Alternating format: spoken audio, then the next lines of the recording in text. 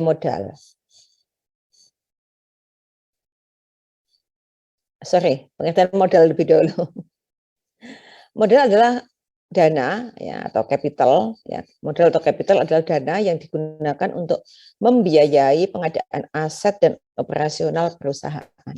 Jadi bukan hanya aset tapi juga operasional ya.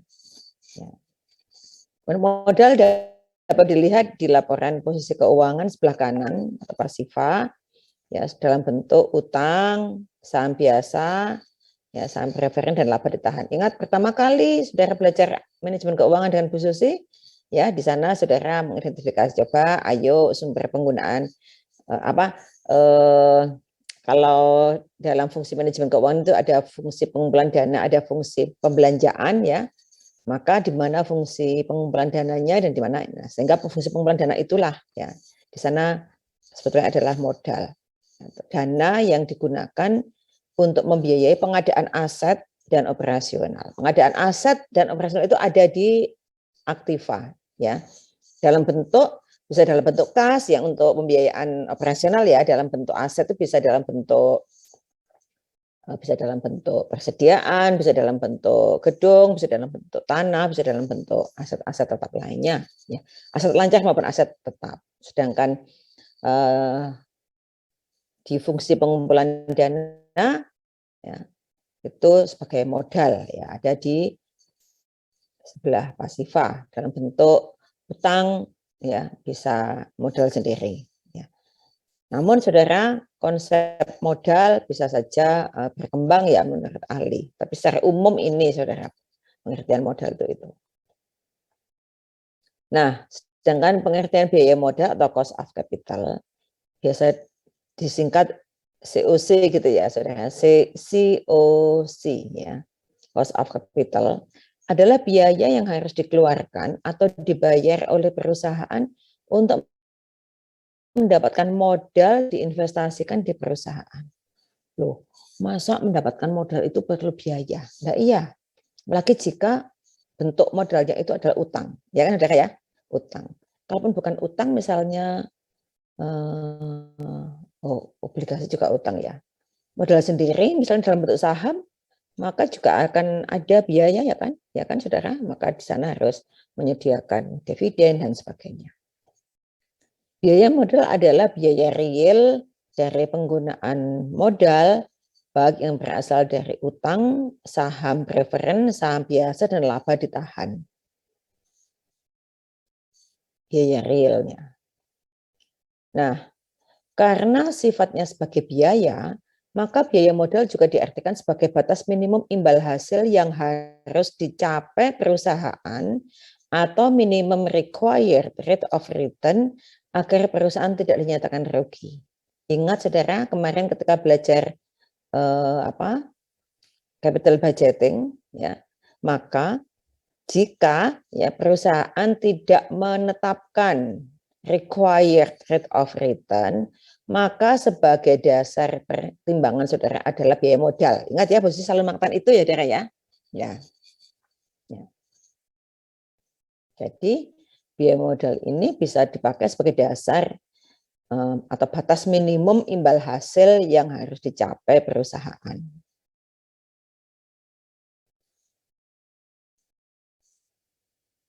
Jadi saudara ketika mengerjakan apapun saudara yang terkait dengan investasi, ya, ketika saudara akan menentukan apakah saya sebaiknya investasi apa tidak, maka pembandingnya ya sebagai basis pendampingnya adalah biaya modal, cost of capital. Berapa cost of capital? Yang paling mudah adalah saudara melihat berapa tingkat bunga yang berlaku saat itu. Kalaupun investasinya itu misalnya, lah ini investasinya masih sekian tahun yang akan datang misalnya, maka saudara bisa proyeksikan. Saudara proyeksikan berapa kira-kira biaya modal pada waktu itu. Ya, sehingga itulah batas minimum yang ditetapkan ya dari return yang diharapkan oleh investor atau oleh perusahaan.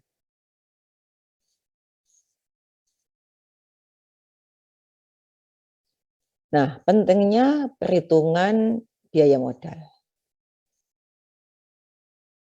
Yang pertama adalah maksimisasi nilai perusahaan, mengharuskan biaya-biaya termasuk biaya modal diminimumkan.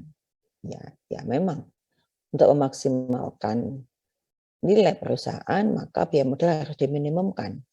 Makanya biaya modal itu harus betul-betul menjadi fokus ya, menjadi perhatian dari investor atau pengusaha.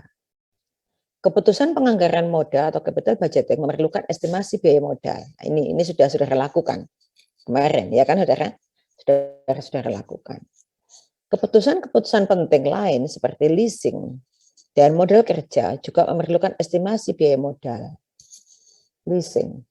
Duh, saudara kok belum saya ajari leasing ya? Kalau dulu tuh manajemen keuangan tuh materi 4 SKS ya saudara, 4 SKS gitu ya.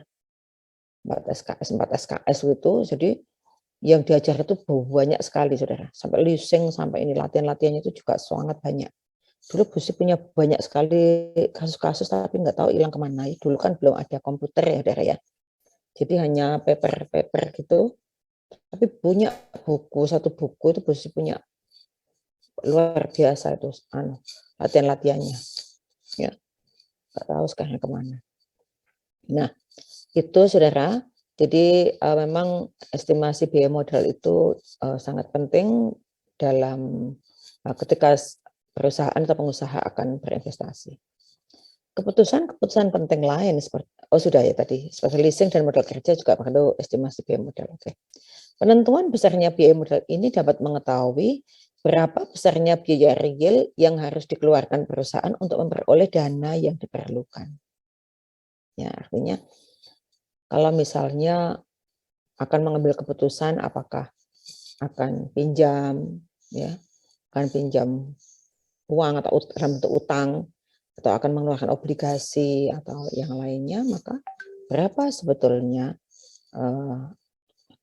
biaya real yang dikeluarkan perusahaan sehingga ketika nanti modal itu akan digunakan untuk berinvestasi, maka dalam perhitungan tadi minimum required of return-nya itu jelas saudara.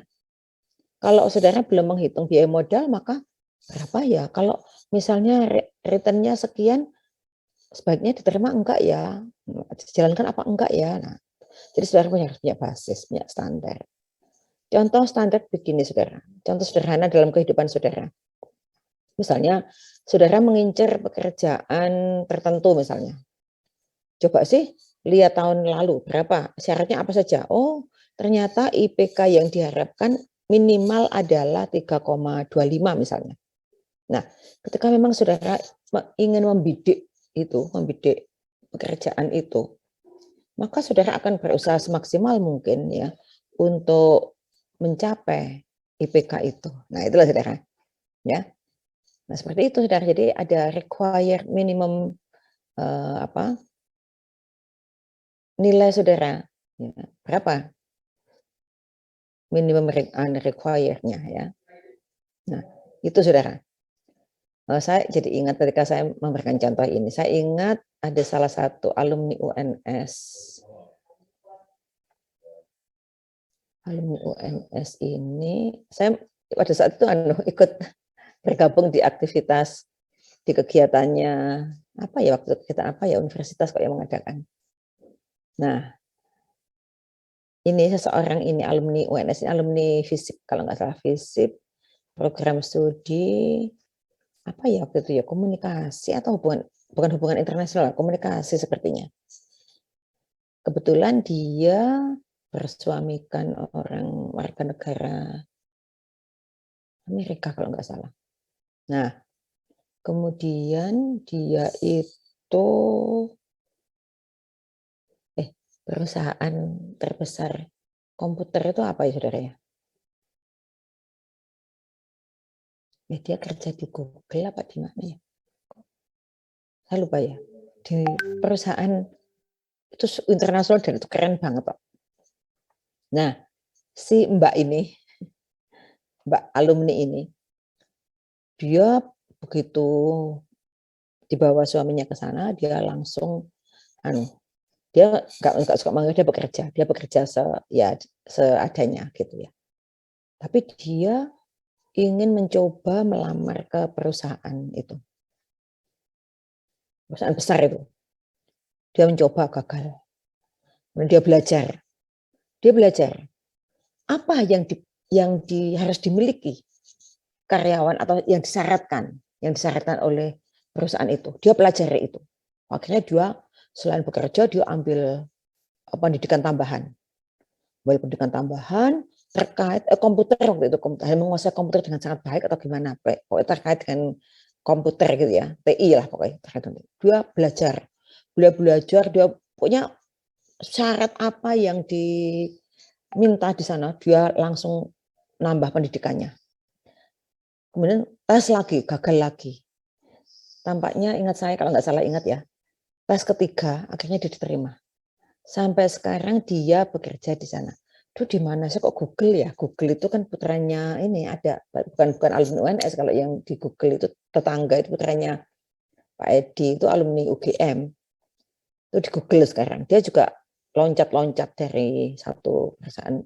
Nah itu saudara. Jadi tolong saudara punyalah semacam itu, sehingga itu paling tidak membantu saudara, memotivasi diri saudara untuk lebih maju. Pula kalau nggak tercapai nanti saya stres. Ya tidak boleh begitu. Tidak boleh stres. Itu adalah target. Target itu kan harus ada tahapan-tahapan. Kalau toh akhirnya kemudian saudara nggak sampai ke sana, tapi pasti penggantinya itu juga level-level yang bagus lah. Ketika saudara untuk menuju ke sana itu dengan suatu upaya yang sangat keras dan bagus. Nah itu saudara. Ya, jadi saya memberi contoh tadi, ingat Mbak yang kata saya, wah bagus ini seperti ini, anak-anak muda harus begitu. Ya itu saja untuk menginspirasi saudara supaya tidak loyo gitu saudara. Nah contoh bagus ini. Saya ini dididik untuk menjadi guru akuntansi misalnya. Nah sebagai guru akuntansi pesaingnya akan banyak. Nah peluang apa yang bisa saya ambil agar saya bisa mendapatkan peluang yang lebih luas untuk menjadi guru di sekolah-sekolah yang bagus misalnya. Nah, misalnya saja, saya harus punya sertifikasi misalnya, ya, akuntansi. Level apa? Ikut terus, ya. Nah, sehingga nanti kalau saudara misalnya melamar, saudara sudah punya, cocoklah seorang guru akuntansi yang nanti akan meluluskan anak-anak didiknya, dan anak-anak didiknya itu kalau anak SMK kan wajib mempunyai sertifikasi akuntansi kan. Nah, maka gurunya sudah berpengalaman mengikuti tes sertifikasi akuntansi. Gitu, saudara. Kalau saya ini karena produk lama, dulu produk saya sertifikasinya bukan sertifikasi akuntansi seperti yang sekarang, tapi dulu namanya BON A1, A2, dan BON B. Dulu juga ikut begitu, wah kalau ujian seharus suntuk ya, dan alhamdulillah lulus ya. Kalau sekarang saya sudah tidak ingin lagi mengikuti yang semacam itu, udah biar yang mudah-mudah. Nah, sekarang konsep biaya modal. Konsep biaya modal erat hubungannya dengan tingkat keuntungan yang disyaratkan, required rate of return. Ya. Biaya modal biasanya digunakan sebagai ukuran untuk menentukan diterima atau ditolaknya suatu usulan investasi sebagai diskon rate. Ingat ya, saudara? Ya. Ini sengaja materi ini saya balik memang, saudara. Biasanya saya ngajar biaya modal dulu, baru capital budgeting. Tahun ini saya sengaja membalik, ya, supaya konsep biaya modal ini ngelingnya ke ini lebih, karena saudara sudah belajar di capital budgeting, ya. Kalau dulu saya tuh masih awang-awangan ya, dalam awang-awang gitu ya, dalam angan-angan mungkin ya, karena belum belajar capital budgeting. Kalau ini kan saya lebih ini karena kemarin sudah sudah tahu tentang required of rate of return, ya, tentang penganggaran modal dan sebagainya, itu sudah tahu, sehingga bagi saya untuk memperkenalkan ini lebih nyaman karena sudah ngeling ya. Saudara sendiri juga begitu, menurut saya saudara juga akan lebih mudah memahaminya. Biaya modal biasanya digunakan sebagai ukuran untuk menentukan diterima atau ditolaknya suatu usulan investasi. Kemarin saudara sudah mempraktekannya, ya kan? Dengan membandingkan rate of return dari usulan investasi dengan biaya modal, nah, gitu kan? Nah, kemudian biaya modal dapat diukur dengan rate of return minimum dari investasi baru yang dikeluarkan perusahaan dengan asumsi bahwa tingkat risiko dari investasi baru sama dengan risiko dari aktiva atau aset yang dimiliki sekarang. Sebentar, oke. Ya, dari aset yang dimiliki saat ini. Nah, itu saudara. Sehingga dari sini saya kira lebih mudah ya saudara ya menghubungkan, mengaitkannya dengan materi sebelumnya. Dan akan menjadi relatif lebih mudah saya kira. Nah, jenis-jenis biaya modal. Biaya modal individual, biaya modal yang dihitung berdasarkan biaya dari masing-masing sumber dana. Dan biaya modal individual ini bisa berasal dari biaya modal utang, bisa biaya modal saham preferen, dan dari ekuitas biasa. Sedangkan biaya modal keseluruhan adalah biaya modal yang memperhitungkan seluruh biaya atas modal yang digunakan perusahaan. Konsep biaya modal keseluruhan atau overall cost of capital bermanfaat dalam penilaian usulan investasi jangka panjang. Karena untuk usulan investasi jangka panjang bisa saja melibatkan ya berbagai macam sumber modal. Untuk menetapkan biaya modal secara keseluruhan, perlu dihitung biaya modal rata-rata tertimbang atau weighted average cost of capital, ya, atau disingkat WACC, ya, weighted average cost of capital. Nah, itu saudara, jadi biaya modal bisa dihitung secara individual untuk utang, ya, utang kepada bank A, bank B, saham preferen, saham biasa, ya, berapa biaya modalnya, obligasi misalnya, atau biaya keseluruhan. Keseluruhan itu adalah semua biaya modal yang digunakan, tapi menghitungnya di sini karena melibatkan berbagai macam modal, jenis modal, maka dihitung berdasarkan dengan rata-rata tertimbang, ya, atau weighted average.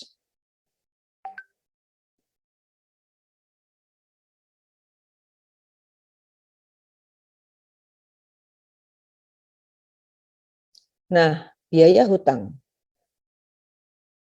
Biaya hutang, ya, di sini ada biaya modal hutang jangka pendek, ada biaya modal hutang jangka panjang. Biaya modal hutang jangka pendek meliputi biaya modal dari hutang perniagaan atau hutang usaha, ya saudara ya. Biaya modal hutang wesel, biaya modal dari kredit bank jangka pendek. Ya, tergantung modalnya itu apa saja dari hutang, hutangnya dalam bentuk apa saja, macam-macam saudara. Ya, ada juga biaya modal hutang jangka panjang. Biasanya dana dari hutang jangka pendek tidak dimasukkan dalam perhitungan biaya modal rata-rata karena hutang dagang diperlakukan sebagai arus kas modal kerja bersih dalam proses penganggaran modal. Sedangkan hutang wesel dan kredit jangka pendek umumnya merupakan pembelanjaan sementara. Ya, dan karena itu akan segera jatuh tempo, akan segera dilunasi kan saudara. Nah, sehingga biasanya untuk menghitung average keseluruhan modal, ya, biaya modal itu tidak diperhitungkan. Ini yang perlu dicatat saudara.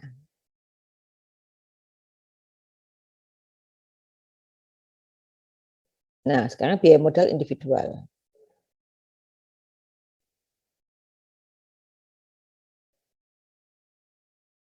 Nah, biaya utang. Biaya utang yang dihitung adalah biaya utang setelah pajak. Biaya ini digunakan untuk menghitung biaya modal rata-rata tertimbang. Biaya utang setelah pajak adalah tingkat bunga dikurangi pengurangan pajak, ya. Itulah biaya utang setelah pajak. Nah, ilustrasinya PT Avenue meminjam uang ke bank dengan tingkat bunga 10% dan tarif pajak sebesar 20%. Maka biaya utang adalah setelah pajak adalah, nah, biaya utang ya, dikurangi apa tadi? Pajak, ya, pajaknya 0,20, ya, sehingga tinggal 8%.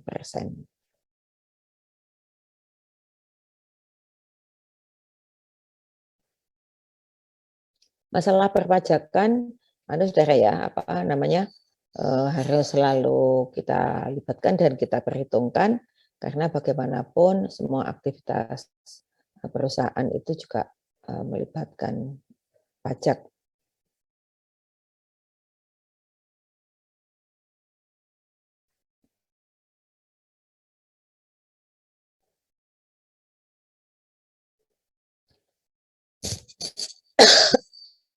Nah, tadi utang,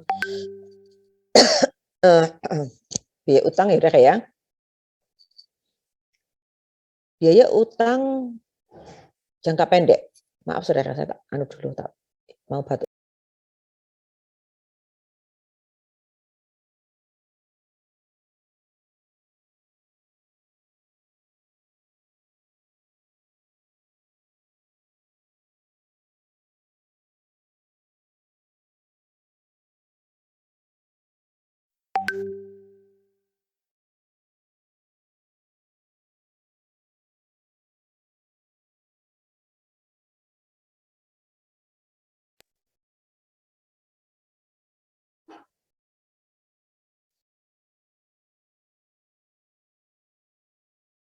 Sudah ya, ini sudah ya.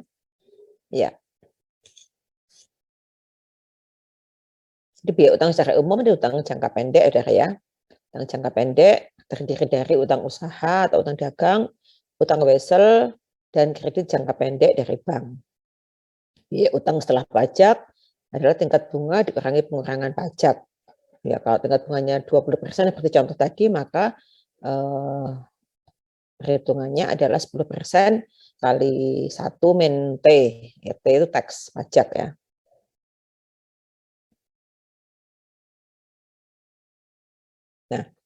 Nah, ini utang jangka panjang. Kalau tadi jangka pendek gampang, sudah kayak jangka pendek. Penggunaan utang jangka panjang yang berasal dari obligasi ya, dapat dihitung sebagai berikut ya. Jadi utang biaya modal sama dengan 1 plus ya, harga nominal obligasi atau nilai obligasi pada akhir umur ya, dikurangi nilai bersih penjualan obligasi atau nilai pasar obligasi dibagi umur obligasi. Nah, oh iya ya, saya harus mengenalkan obligasi ini kayaknya ya. Iya ya. Kemudian dibagi dengan N. N itu adalah harga nominal obligasi ya tadi ya, ditambah nilai bersih obligasi atau nilai pasar obligasi dibagi 2. Ini sebetulnya untuk melihat atau menghitung nilai rata-rata obligasi. Ya, nilai obligasi. Nilai rata-rata obligasinya berapa? Dibagi 2 kan, dibagi 2. Kalau ini kan dibagi umur obligasi, artinya berapa sepanjang memiliki sepanjang kepemilikan obligasi itu sebetulnya nilainya berapa kan gitu. Wah, ini agak sulit juga ya, belum belajar obligasi ya, sebentar saudara. Jadi sekali lagi ini aja saya. Wah ini ya, anu ya memang manajemen keuangan itu kompleks banget saudara ya. Menerangkan ini kaitannya dengan yang lain belum diterangkan. Ya sudah nggak apa. Bagaimana ya ini enaknya?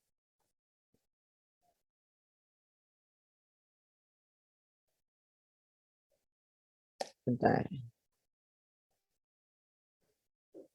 Sudah ini aja dulu nanti saya beri bonus anu materi obligasi saudara. Tapi ini dia dulu sementara ini saja dulu daripada nanti saya kemana-mana nanti malah pecah fokus saya.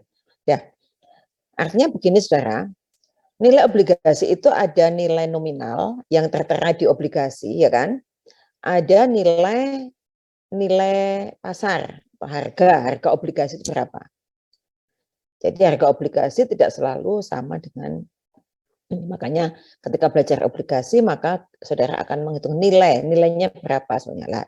N itu adalah harga nominal obligasi ya, yaitu harga pada akhir umurnya atau biasanya tertera di surat obligasi.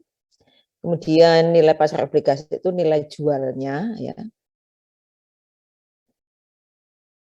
Nah, kemudian N umur obligasi. Obligasi itu ada umurnya, saudara. Obligasi. Kalau saham kan tidak ada, sehingga saham itu kalau menghitung itu menggunakan deret ukur tak berhingga. Kalau mau menghitung nilai dari saham. Sedangkan untuk obligasi jelas ada N-nya, ada masanya, ada masa jatuh temponya. Di mana pada masa jatuh tempo itu maka obligasi itu akan dibayarkan sejumlah sebesar nilai yang tertera di obligasi itu. Itulah nilai nominal obligasi. Ya. Nah, untuk menghitung biaya modal utang jangka panjang, salah satu utang jangka panjang adalah obligasi adalah seperti ini, saudara. Jadi 1 plus ya nilai nominal obligasi dikurangi harga pasar dibagi N, dibagi dengan nilai nominal obligasi ditambah nilai pasarnya dibagi 2. Sekali lagi pembaginya itu adalah nilai rata-rata obligasi. Ya. Nah, coba sekarang. Ini di screenshot dulu, saudara. Ini di screenshot dulu, kemudian ini coba saudara kerjakan.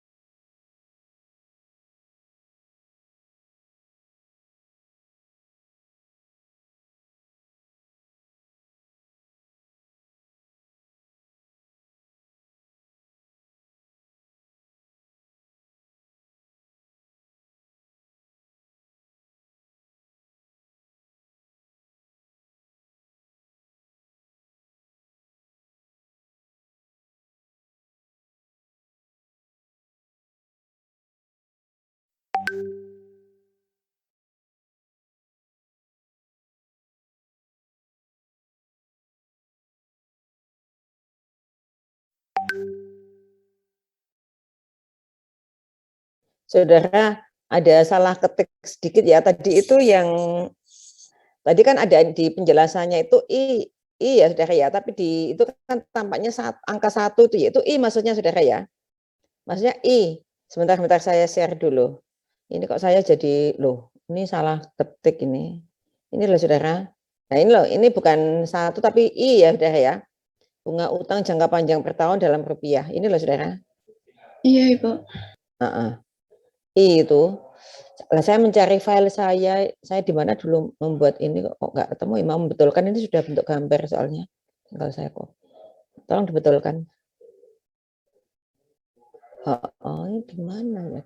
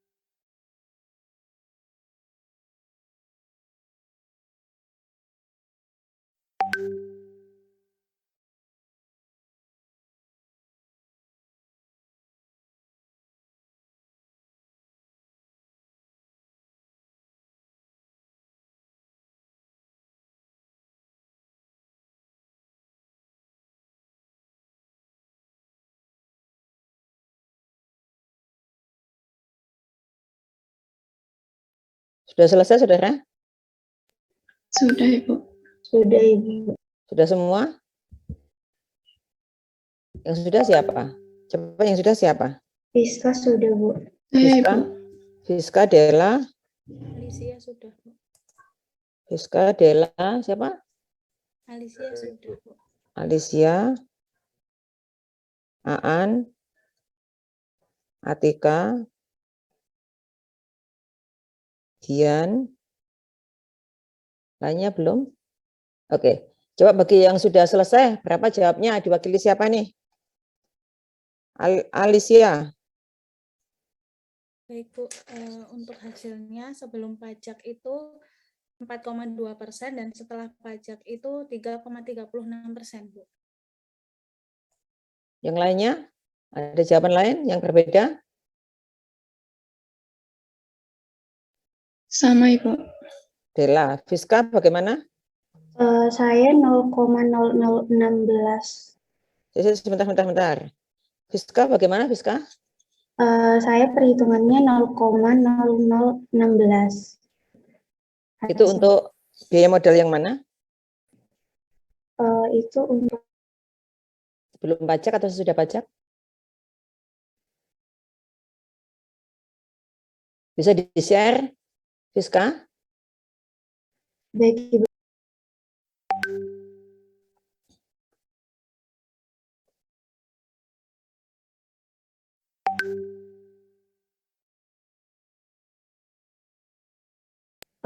Apakah sudah terlihat, Bu?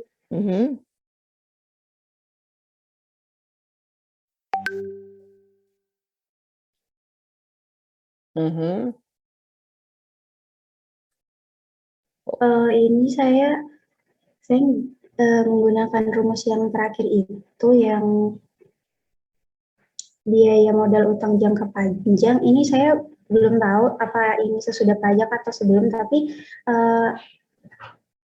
perhitungan saya ini enggak ada pajaknya, Bu. Jadi, Oke, berarti sebelum pajak ya? Ya. Sebentar, rumusnya mana? Bagaimana tadi? Jadi ini nilai nominal, maksud saya bunga obligasi, Bunga kemudian obligasinya berapa? Coba lihat. 4% Kali ditambah nilai nominal obligasi dikurang dengan nilai pasarnya, kemudian dibagi dengan umur obligasinya. Nah, setelah itu dibagi nilai nominal obligasi. Saya sudah menangkap ini. Kemudian hasilnya ini ya. Oke, sebentar. Saya tanya yang lain dulu. Nanti sebentar lagi Fiska saya akan kembali ke sana lagi. Aan?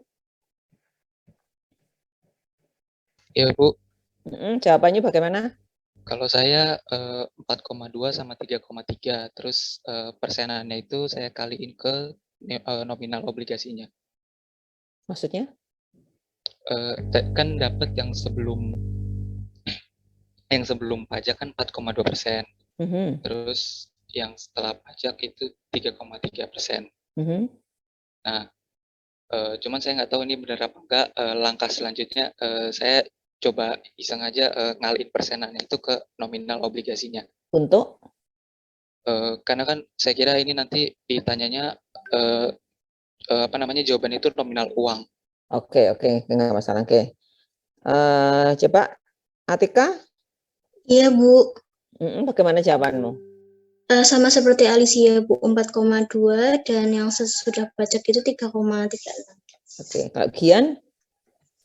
Kalau saya sama dengan tadi siapa Fiska, cuman tadi waktu Bu Susi tadi bilang nangkep itu permasalahan yang ditambah di bunganya itu kan, Bu. Maksudnya? Perhitungannya saja. Oke, gini. Sudah, Bu. Sebentar, saya kembali ke Fiska. Fiska coba di-share lagi.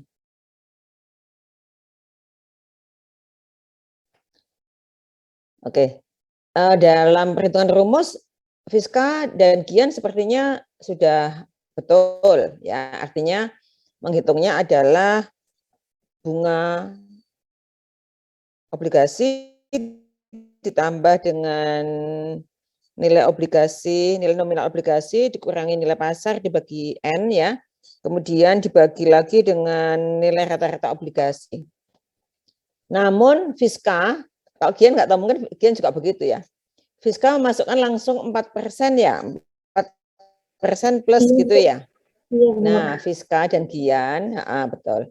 Rumusnya udah betul, cuman kalau 4% ditambah 750.000 itu kan tidak mungkin dijumlahkan. Jadi kalau penjumlahan ya satuannya sama, kalau persen dengan persen, rupiah dengan rupiah. Sehingga 4%-nya kalau rupiahkan dulu ya, menjadi 18 juta ditambah dengan 450 juta dikurangi 442 juta 500.000. Nah, kemudian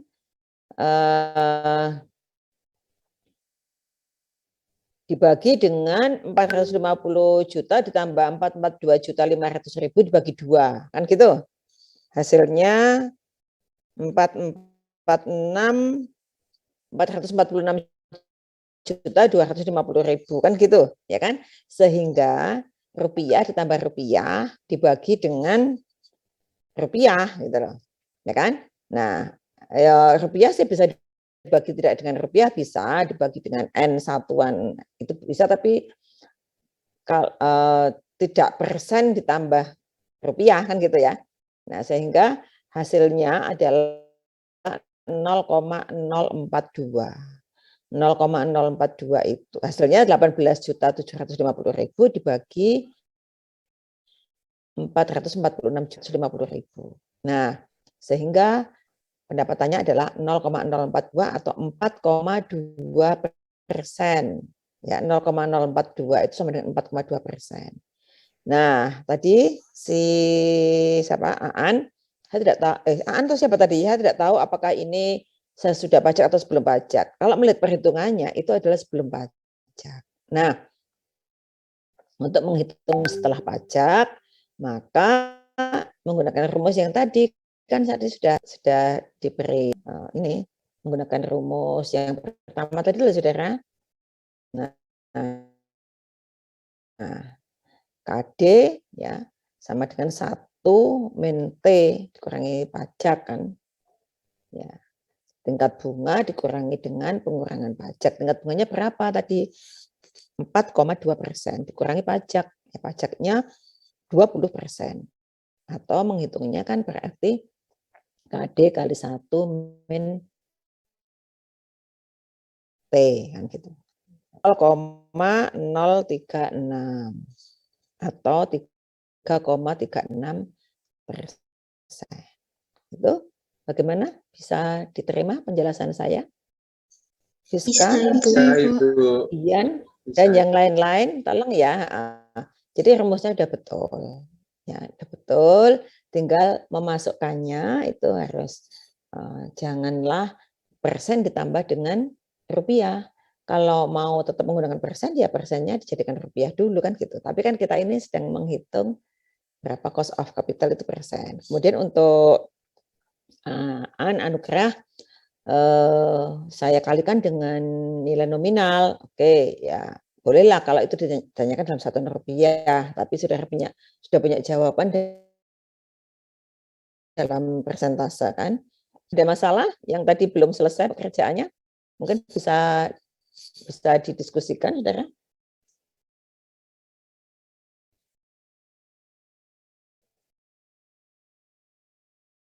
Bagaimana yang lain?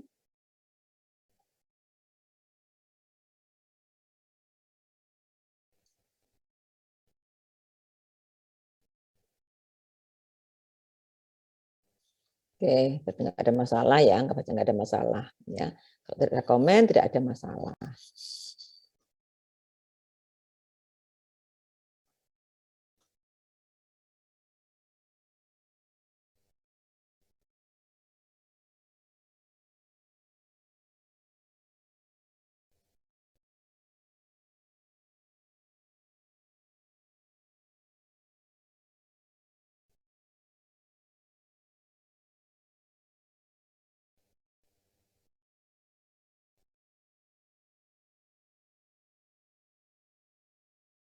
Nah, obligasi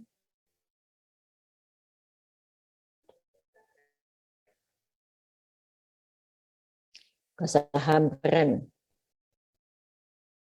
Nah, saham preferen adalah saham yang pemegangnya mempunyai hak lebih dengan hak pemilik saham biasa. Aduh, ini mestinya ke saham juga ya. Nggak apa-apa, minggu depan aja saya bisa yang terakhir nanti supaya terkait dengan ini semua. Sebetulnya untuk S1 saya tidak memberikan itu, saudara ya. Harapan saya ada materi pengayaan di mata kuliah yang lain. Saham preferen ada saham preferen non partisipasi dan ada saham preferen kumulatif. Saham preferen non partisipasi haknya sama dengan saham biasa ditambah dengan hak dividen untuk pemegang saham preferen yang biasa hingga jumlah tertentu. Pemegang saham preferen didahulukan dalam pembagian dividen, ya namanya saja preferen ya. Jadi dia lebih diutamakan. Sedangkan saham preferen kumulatif memiliki hak untuk menerima sebelum dividen saham biasa dibayarkan. Saudara, untuk pemegang saham umumnya dividen jika perusahaan untung, kan gitu, saudara ya. Tidak akan menerima dividen jika perusahaannya tidak untung. Nah, untuk saham preferen kumulatif itu dia mempunyai hak, biasanya di kumulatif itu ada juga pilihan, ada juga pemberian saham preferen dengan dividen yang selalu ada, dengan syarat tertentu, ya, dengan standar tertentu begitu. Dan kemudian, saudara, jika perusahaan belum bisa membayarkan, maka itu diakumulasi. Nah, seperti itu. Nah, untuk biaya modal saham preferen, ya, jadi biaya saham preferen adalah biaya real yang harus dibayar jika perusahaan memperoleh dana tambahan modal dengan cara menerbitkan atau menjual saham preferen. Biaya modal saham preferen diperhitungkan sebesar tingkat keuntungan yang disyaratkan atau required rate of return oleh investor pemegang saham preferen. Artinya, tingkat keuntungan yang diharapkan oleh investor merupakan biaya yang harus ditanggung oleh emiten. Biaya modal saham preferen mempunyai sifat campuran antara hutang dan saham biasa.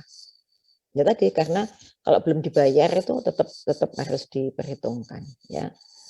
Jadi makanya di sini gabungan seperti pemegang seperti statusnya sebagai hutang, ya, dan saham dalam arti bahwa dia mendapatkan dividen, tapi hutang karena tadi ada yang sifatnya yang kumulatif tadi, yang sifatnya jika belum dibayarkan akan tetap ditagih, kan, akan dibayarkan. Nah, sehingga memang sangat spesifik ini ya, dan itu sesuai dengan karakteristik yang disepakati antar pemegang saham dan perusahaan. Karena dalam perkembangannya bentuk saham maupun obligasi itu bervariasi, saudara. Ya, sangat bermacam-macam. Obligasi itu ada yang tanpa bunga, ada yang dengan bunga, ada yang bunganya tetap, ada yang bunganya mengambang, ada yang macam-macam. Itu tergantung pada kesepakatan atau apa yang telah disepakati di antara kedua belah pihak di awal pembentukan pengadaan obligasi dan saham itu.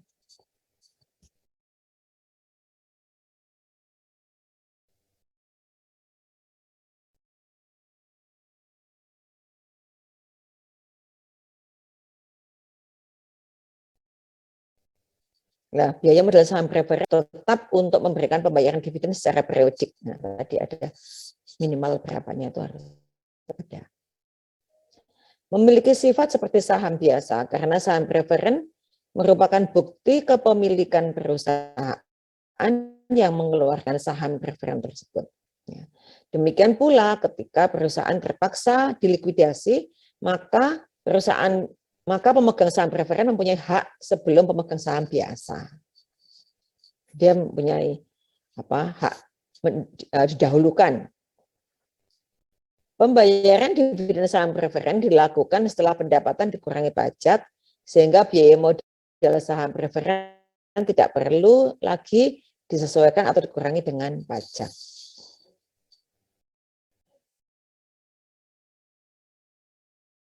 Nah, biaya modal saham preferen adalah dividen saham preferen dibagi dengan harga saham preferen saat ini atau harga saham preferen neto. Nah, sebetulnya yang sulit itu bagaimana menghitung harga saham ini, saudara, itu di materi saham ya. Nah, sebagai ilustrasi, PT Suka menjual saham preferen dengan nominal 40 juta. Harga jual saham preferen setiap lembarnya adalah 49.000. Besarnya dividen tahunan 4.000 per lembar ya. Biaya yang terjadi untuk penerbitan saham atau flotation cost per lembar sebesar Rp500. Hitunglah besarnya biaya saham preferen. Coba saya kembali ke sini lagi, saudara. Perhatikan ini. Biaya modal saham preferen adalah dividen saham preferen dibagi dengan harga saham preferen saat ini.